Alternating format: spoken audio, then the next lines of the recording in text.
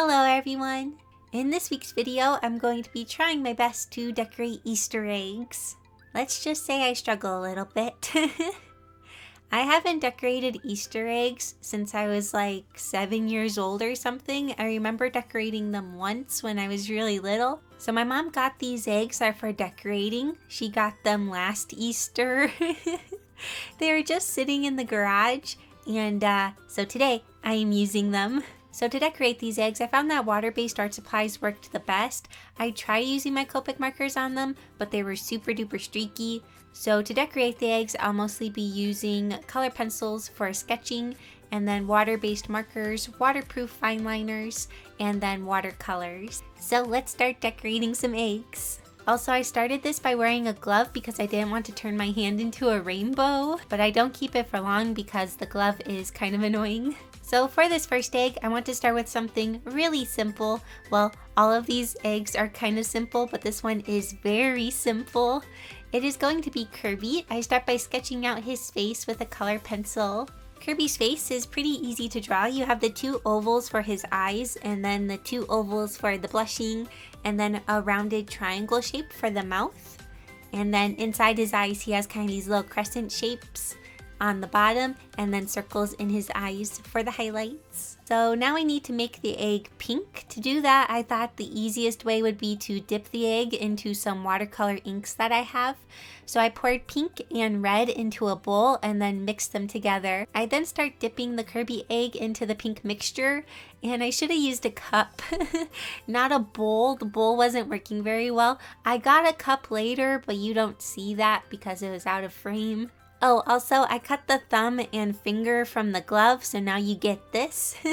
It actually worked pretty well, except for the fact that I kept holding the eggs like this later on. I don't even know why I bothered with the glove. It literally didn't do anything. So after Kirby dried, he looked like this. So dipping the egg didn't seem to work very well. So I tried to save Kirby by painting the egg with some watercolor paint. And this worked much better. It laid down a lot more smoothly. Just don't look at the back of the egg. I let the back of the egg be really messy because I only cared about the front of the egg. After letting the paint dry, I start using my micron pen to outline Kirby's face. Can I just say that drawing on these eggs is not easy at all? I was struggling a lot, especially when using my pen. It's so hard to keep my hand steady and not shake, and also just keeping the egg in place. So yeah, I was kind of struggling. Lastly, I add the colors like red for his cheeks and mouth, and blue for his eyes. I'm using my water-based markers for this. For the highlights in his eyes, I use a white acrylic paint and then apply that carefully to his eyes. And here is our Kirby egg. I am pleased with how this one turned out. I think Kirby's really cute, and I like this egg. So now for the next egg, I am going to turn it into Gudetama. If you don't know who Gudetama is, it is a Sanrio character. He's like an egg that likes to be super lazy. Since he is an egg character, I thought he'd be a good fit to put on an egg. This design I am drawing is inspired by a Gudetama plushie that I saw. He's popping out of an eggshell at the bottom and his head is sticking out. I sketched out Gudetama in yellow and then outlined his facial features with my pen. For this egg, I wanted to try using my water-based markers a little bit more. I used pink for most of the shell. I was kind of nervous that my pink would dry out on me because I used this pink one a lot in my sketchbook, but thankfully it lasted okay. I was surprised by how well the markers worked. They laid down really smoothly. On paper, these markers are kind of smooth, but they can be a little streaky at times. But on the egg, they're really smooth, so it's cool. One thing that was really annoying is that the ink from my pens take forever to dry and reactivate whenever the markers touch the ink. The ink is waterproof, but for some reason the ink doesn't work that great on the egg. I don't know, I probably just didn't give it enough time to dry. I would let the egg sit for 10 to 15 minutes to dry, which is way longer than what I usually give it when I'm working with these pens on paper. Usually they're dry within just like a couple minutes or even like a minute or so. I can rub my hand across the paper and it won't smudge. But yeah, on the eggs, they kept smudging and it was really annoying. Even though I did have to deal with some smudging from my pen, I do like how this Gudetama egg turned out. I feel like he looks kind of cute, and my mom was able to tell it was Gudetama, so I was happy about that. So for this next egg is going to be a Pokeball egg. This one is very simple. I draw a circle in the middle and then sketch out a band around the egg. I then make the top of the egg red with watercolor. Using watercolor on these eggs can be tricky because the water moves with gravity, so how I hold the egg will change how the paint moves around and flows, and they kind of like to pool in different spots, so it can be hard to make things really smooth. But I tried my best to keep turning the egg. I also kept blowing on the egg to make it dry faster so it wouldn't move around so much. And I would soak up the excess paint with a paper towel that I had off screen. After the paint dried, I used my black marker to add the black band around the egg. I tried my best to keep the band all of the same width all around the egg. And after I did that, it is done.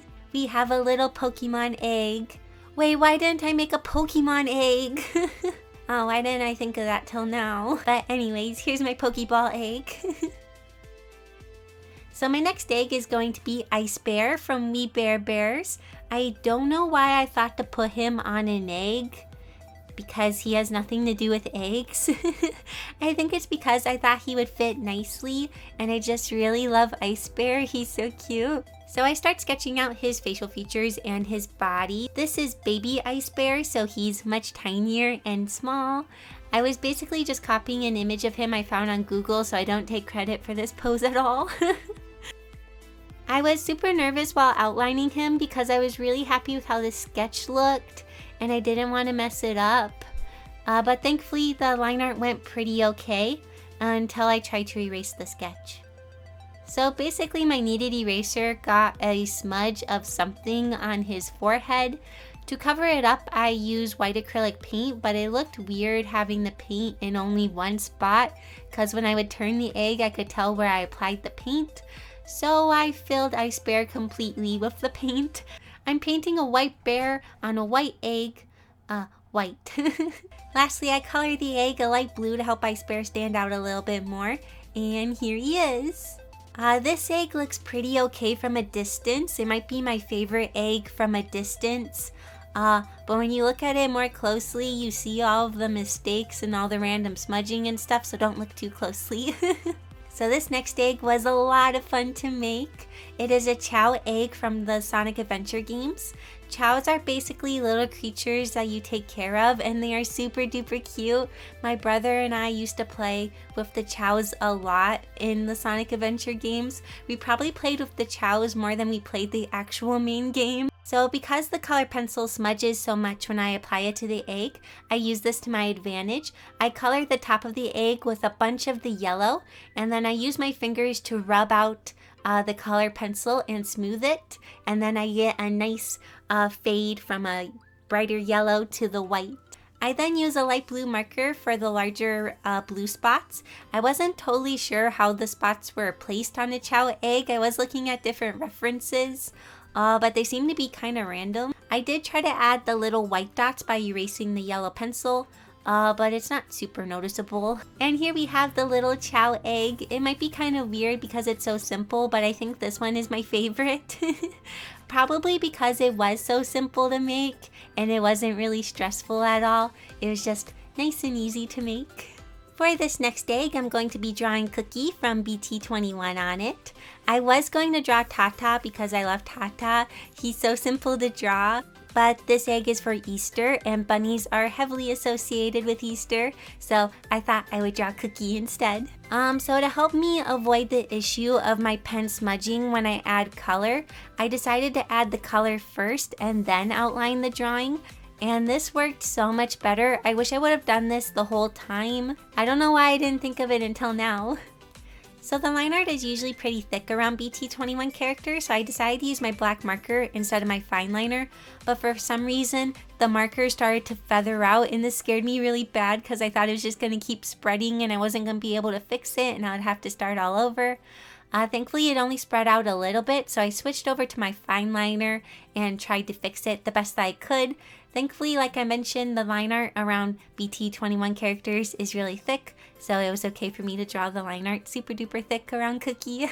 After outlining all of Cookie, I thought about adding a color to this egg, but I didn't want to mess it up, so I just left it white.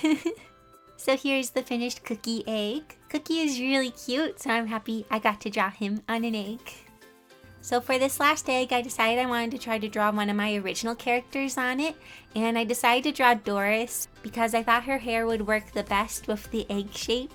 For the Doris egg, I sketched her out in a pink color pencil, and I'm going to be doing the same thing that I did for Cookie, so I'm going to color her and then outline her with my liner pen after coloring her. I had no clue how to go about doing this. I kind of just started drawing. Initially, I was planning for her to be more of an egg shape, kind of like she has no neck and she's like super duper simple. But as I kept drawing, I kind of just kept adding more details and she kept looking less egg-like. Oh, I'm also drawing her in a kind of chibi form. She ends up looking kind of different. I don't usually draw my chibis like this. But like I mentioned, drawing on the eggs is kind of hard, so it's kind of changing how I draw things. Before filming, I was looking at decorated Easter eggs online to see what other people do, and man, some people are so amazing. I do not know how they do it. While I was working on my eggs, I was feeling a little discouraged because I kept messing up and making mistakes.